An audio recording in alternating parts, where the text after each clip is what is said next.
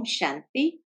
आज 3/5/2021 के मधुर महावाक्य है और आज की मुरली में बाबा ने सबसे पहले बच्चों को वरदान दे दिया, आत्म अभिमानी भव। और फिर बाबा कहे, चलते फिरते उठते बैठते इसी का अभ्यास करना है तो बहुत उन्नति होगी। फिर बाबा कहे, कई बच्चे एक्यूरेट बाबा को याद नहीं कर सकते हैं, मूंझ जाते हैं। तो उसका कारण क्या है? तो बाबा कहे, क्योंकि बाबा को सबसे पहले एक्यूरेट जाना ही नहीं है कि आखिर भी परमात्मा कौन है।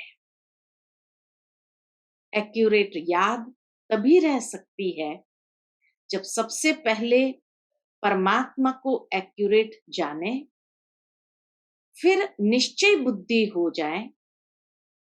और जहां निश्चय बुद्धि हो करके बैठते हैं तो नेचुरल है कि वो स्नेह से बाबा की याद यथार्थ होगी।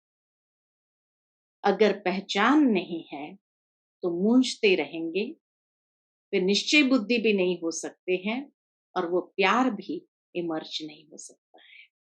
तो सुनते हैं बाबा के मधुर महावाक्य। ओम शांति।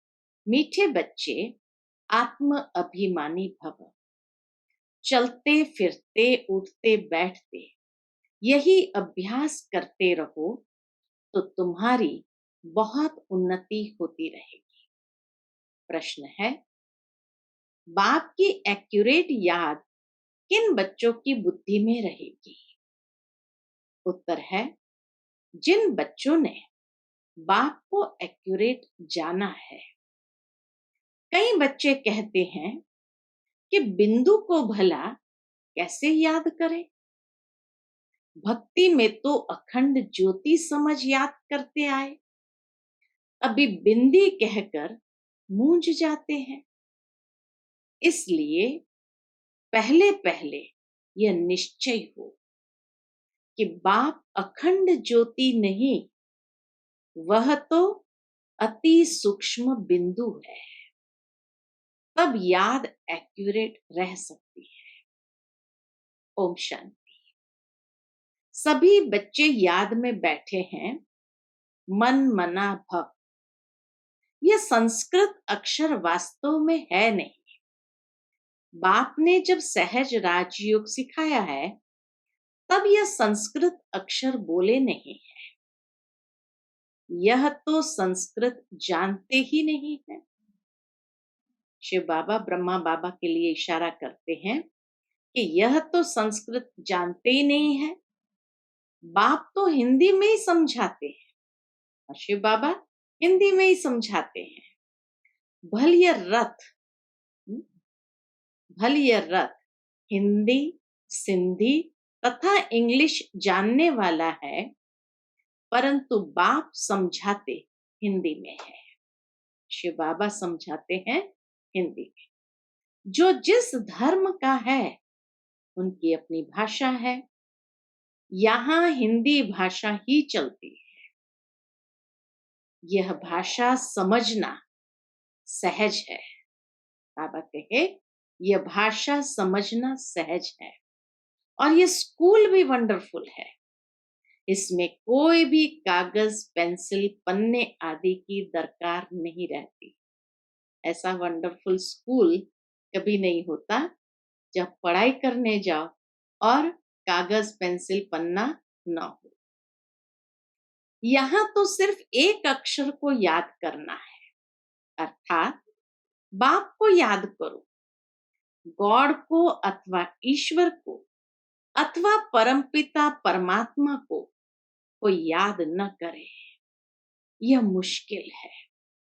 हर कोई अपनी अपनी समझ से, अपनी अपनी रीति से ईश्वर को, परमात्मा को, गॉड को याद जरूर करते हैं। तो इसीलिए बाबा कहे, गॉड को अथवा ईश्वर को अथवा परमपिता परमात्मा को याद न करे, यह मुश्किल है। याद सभी करते हैं, परंतु उनकी पहचान नहीं। बाप ही आकर अपनी पहचान देते हैं। शास्त्र में जो कल्प की आयु इतनी लंबी लिख दी है, वह बाप आकर समझाते हैं। बहुत बड़ी बात भी नहीं है। अहल्याएं, बूढ़ी बूढ़ी माताएं क्या समझती, यह तो बहुत ही सहज है। कोई छोटे बच्चे भी समझ सकते हैं। बाबा अक्षर कोई नया नहीं है। शिव के मंदिर में जाते हैं तो बुद्धि में आता है कि यह शिव बाबा है, वह निराकार है। शिव बाबा के मंदिर में जाएंगे तो जरूर मन में आता कि शिव बाबा है, वह निराकार है। सभी मनुष्य मात्र बाबा कहते हैं, हम सर्व आत्माओं का बाप एक है। सब जीव की आत्माएं जो शरीर में निवास करती है, बाप को याद करती है। सब धर्म वाले जो भी है, सब परमपिता परमात्मा को याद जरूर करते हैं। वह है परम धाम में रहने वाला बाप। अब धीरे धीरे बाबा पूरा परिचय देते हैं, कैसे वो निराकार है, बिंदु है, और वह परम धाम में रहने वाला बाप। हम भी वहां के रहने वाले हैं, तो अब सिर्फ बाप को याद करना है। चाहते भी है हम पावन बने, बुलाते भी हैं, हे पतितों को पावन करने वाले आओ। नई दुनिया पावन थी, अब फिर पुरानी हुई है। इनको कोई नया नहीं कहेंगे। इस पुरानी दुनिया को कोई भी नया नहीं कहेंगे। भारतवासी जानते हैं, नए भारत में देवी देवता राज्य करते थे। जब नया भारत था तो उसके आगे क्या था? सतयुग के आगे संगम। इससे भी सहज कहना चाहिए, इतना सहज है बाबा की समझानी। नए के आगे पुराना था। संगम को मनुष्य इतना सहज समझ नहीं सकते। न्यू वर्ल्ड, ओल्ड वर्ल्ड, इसके बीच को फिर संगम कहते हैं। बाप के लिए ही कहते हैं। क्या कहते हैं? हे पतित पावन आओ, आकर हमको पावन बनाओ। हम पतित बन गए हैं, नई दुनिया में कोई पुकारेंगे नहीं।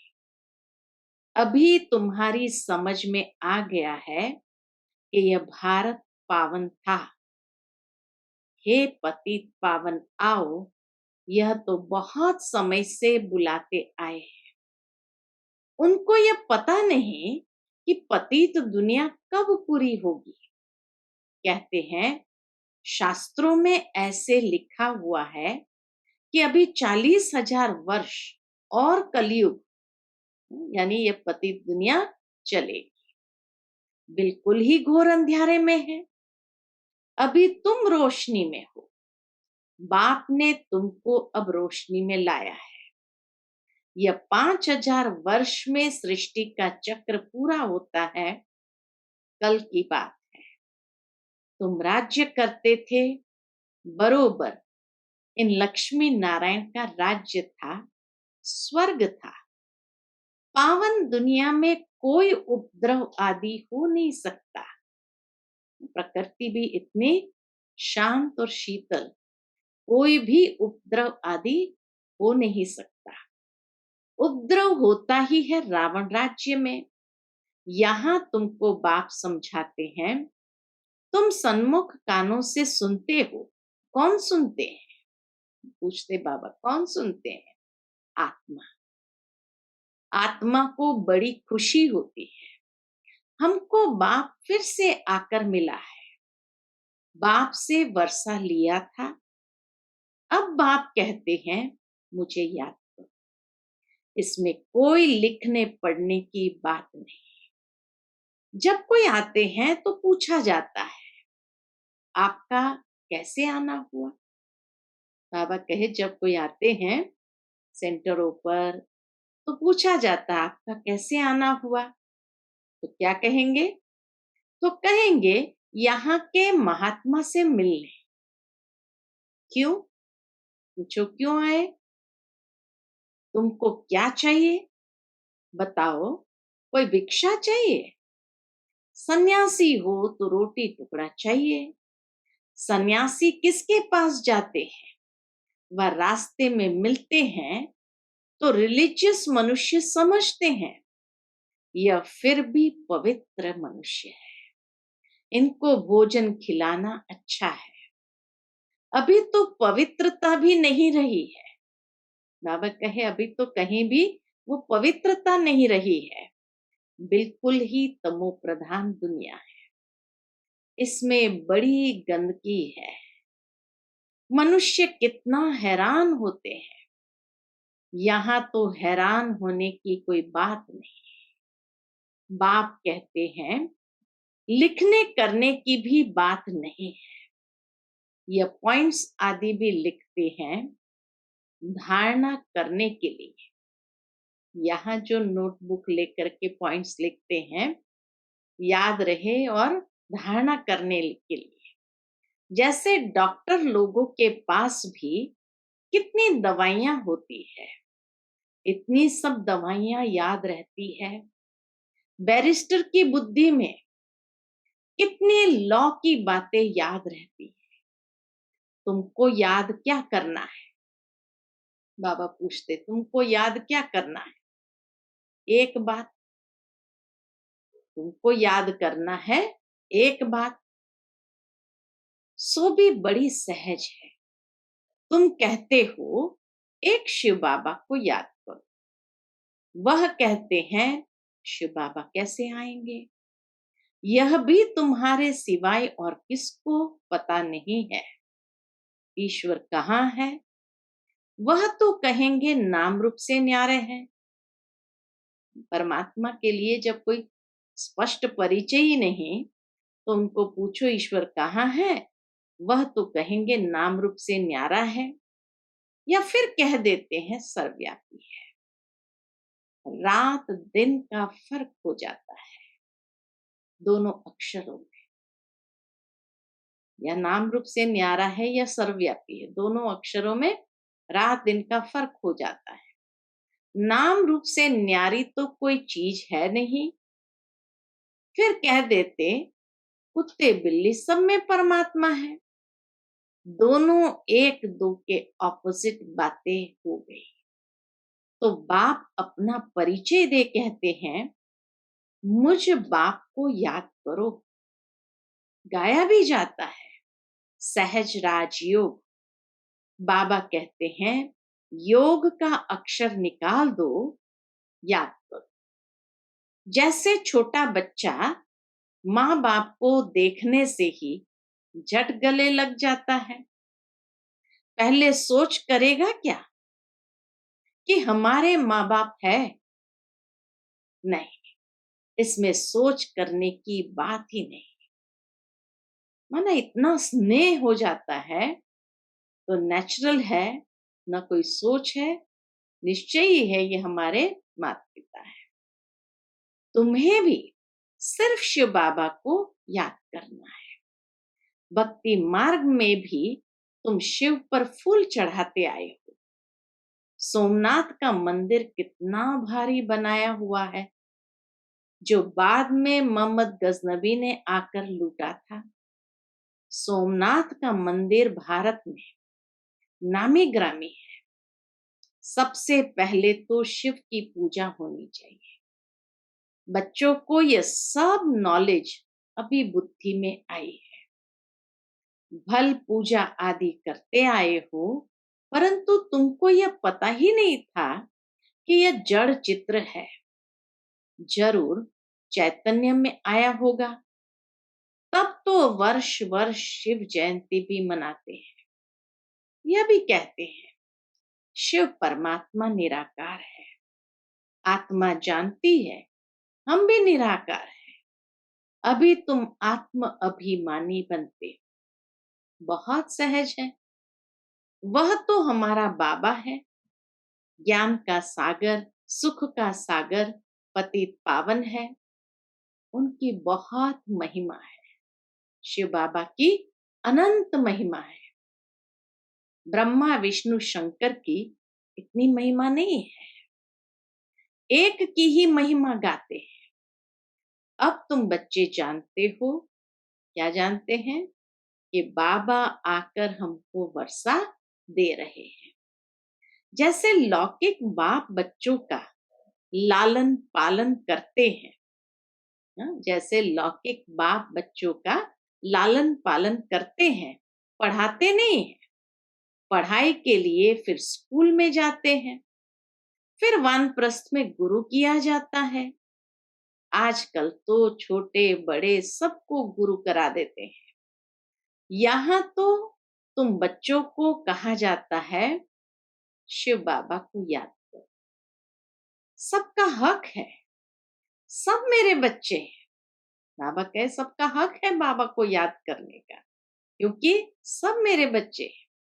तुम्हारे में भी कोई है जो अच्छी रीति याद करते हैं। कई तो कहते हैं बाबा किसको याद करें, बिंदी को कैसे याद करें, पूछते रहते हैं। बड़ी चीज को याद किया जाता है।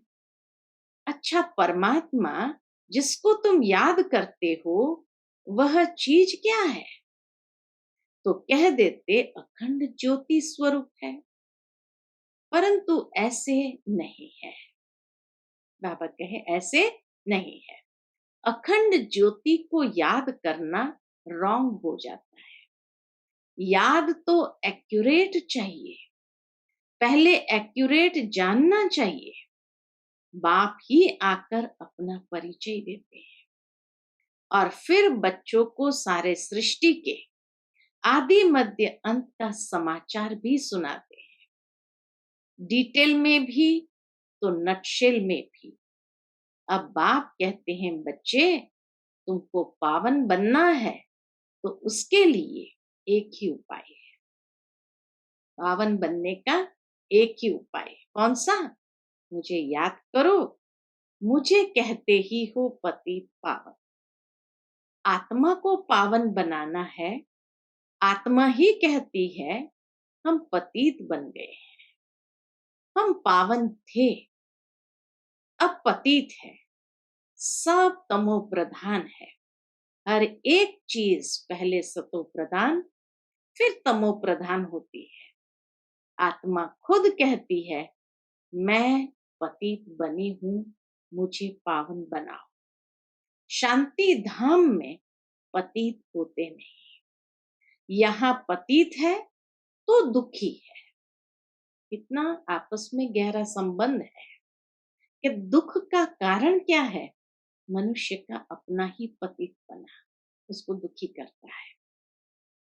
जब पावन थे तो सुखी थे, तो आत्मा ही कहती है, बाबा कहे तो आत्मा ही कहती है हमको पावन बनाओ, तो हम दुख से छूट जाए। ये बहुत गहरा संबंध बाबा ने बताया कि पतित होने से ही दुखी होते हैं, बाकी कोई दुख देता नहीं है। पतित हुए, कर्म बुरे हुए तो दुखी हुए। और इसी तरह जैसे जैसे पावन बनते जाते हैं, आत्मा प्योर होती जाती है, तो धीरे धीरे सुख की दुनिया की ओर चल पड़ते हैं। तो इसीलिए कहते हैं हमको पावन बनाओ तो हम दुख से छूट जाए। तुम समझते हो आत्मा ही सब कुछ करती है, आत्मा ही जज बैरिस्टर आदि बनती है। आत्मा ही कहती है मैं राजा हूं, मैं फलाना हूं, अभी ये शरीर छोड़ दूसरा लेना है। इसको कहा जाता है आत्म अभिमानी। देह होते आत्म अभिमानी, रावण के राज्य में देह अभिमानी होते हैं।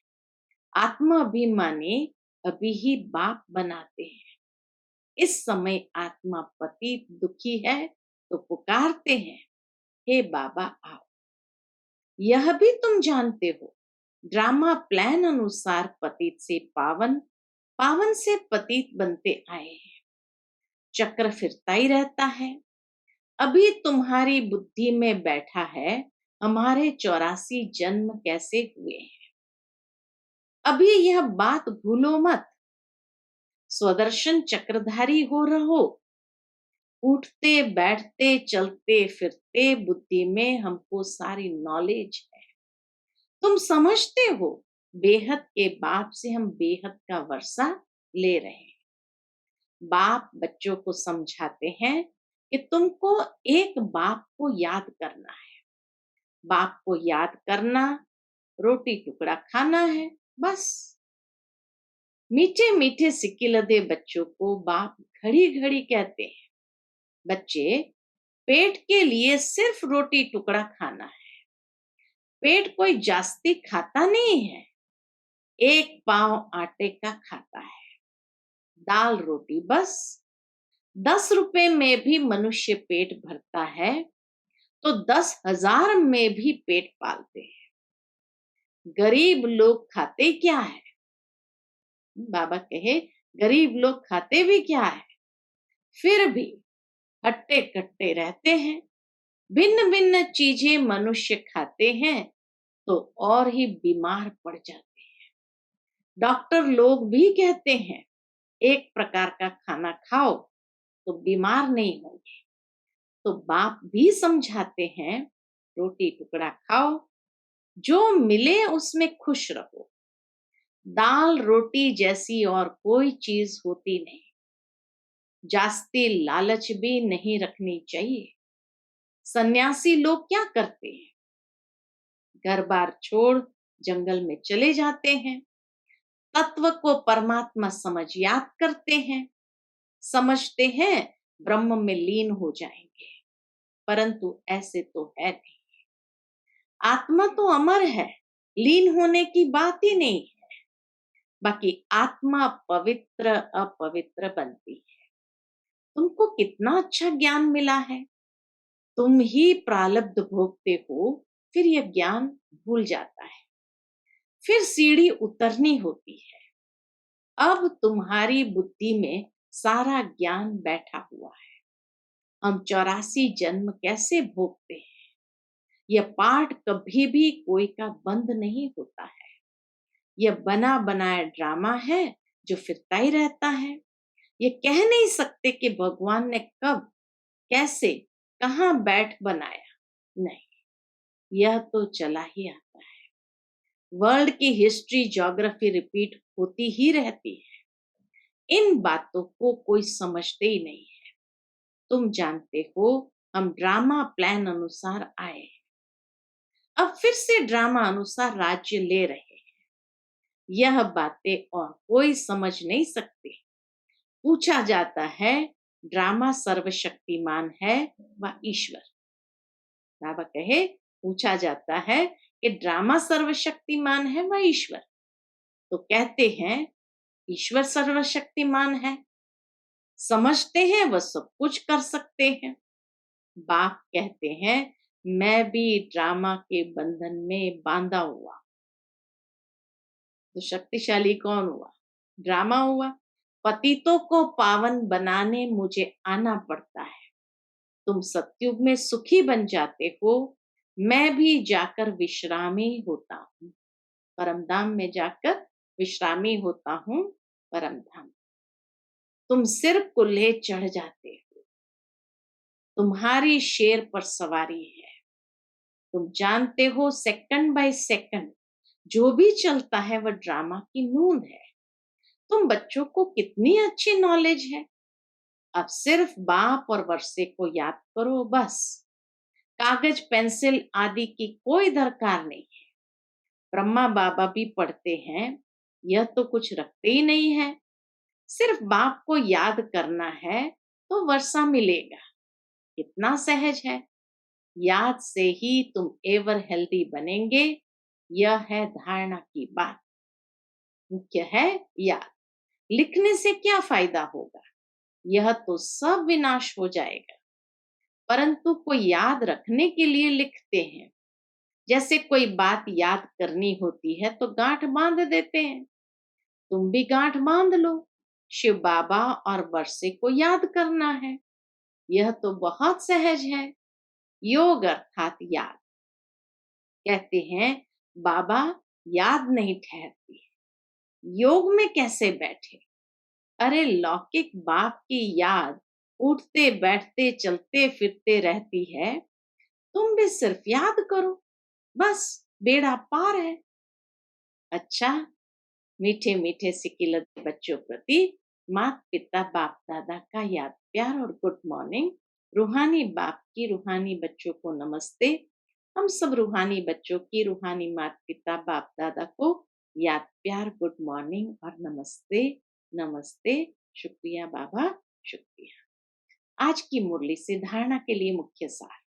पहली पॉइंट, स्वदर्शन चक्रधारी बन, 84 का चक्र बुद्धि में फिराते रहना है। बेहद बाप को याद कर बेहद का वर्षा लेना है, पावन बनना है।